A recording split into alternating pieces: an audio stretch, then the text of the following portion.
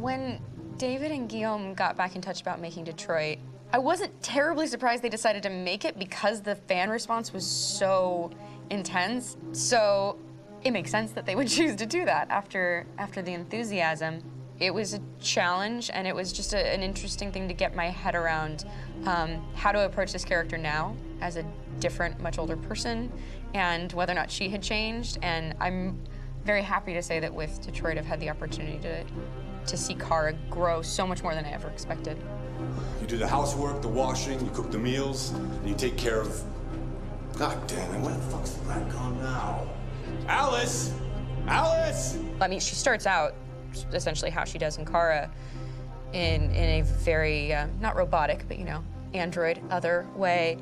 And getting to take this journey where she becomes more and more human as it goes on. You know, and as an actor, that's a wonderful exploration in every way, whether it's how she sits, her posture, how her voice changes, how emotions change, and how much emotion is based on things like empathy and social experience. And so having, you know, as much material as I got with David to have this huge, nuanced arc was really incredible.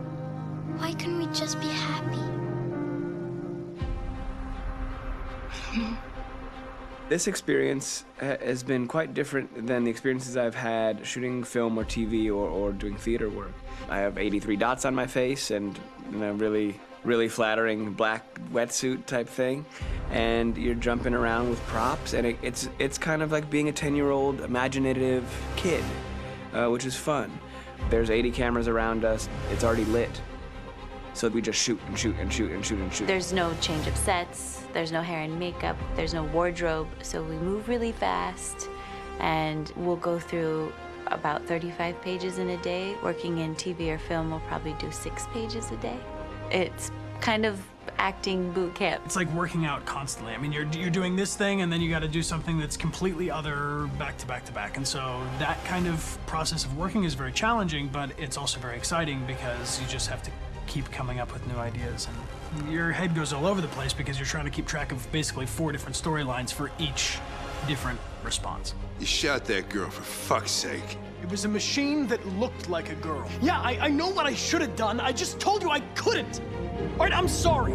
The fact that David Cade, he's telling like many stories interwoven from beginning to end is super complicated and super impressive, and I have no idea how he keeps it all in his head. He's not just the writer or the director who's seeing this from the outside eye, he's also thinking about the player walking through this space. You know, only somebody who really, really loves not the work, but like these characters and these stories and cares about doing something meaningful would invest that much in it. And it's always inspiring to work with somebody who cares that much. My experience with motion capture is this one.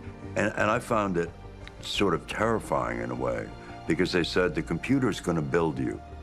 But then, as we got into it, I realized all the elements of it were still artistic. I just dipped into a really brilliant setup here. I've never seen anything like it. And this won't turn me into a product because I was playing a character. So it's wonderful. In the game, Detroit comes back because of a revolutionary industrial rebirth. And there's no reason why that can't happen in Detroit, because they have such tremendous infrastructure for millions and millions of people who can very easily support, you know, a new industry. The city is really strong and resilient, but the city has also been through so much. You see the damage. But it takes that time of kind of rebuilding and reinvesting into the city that I think is happening slowly but surely. The potential of Detroit as a city is something that this game does a lot of justice to, because it would be easy to look at Detroit as some place that used to be, and that's not the case. This game provokes a lot of conversation and reflection on our potential near-future engagement with machines. That's what we are to them. There's merchandise on display in a shop window. I think that a group that feels marginalized, feels like they deserve and have earned access to themselves and the environment around them, and are trying to figure out a way to articulate how to get freedom. What was I designed to be? Their slave? Their toy? It plays with your comfort levels. You think that this is fine, you're comfortable with it, until something blurs the line and throws you off, and now Do I feel differently about whether this should be allowed? Should it be banned? Should it be encouraged? You're gonna ruin our lives, and for what? For a bunch of machines? They are not machines! They are alive! I'm alive! You're alive! They're nothing! There are lots of comparable comparisons to any type of persecution of religion, race, etc., dating way back.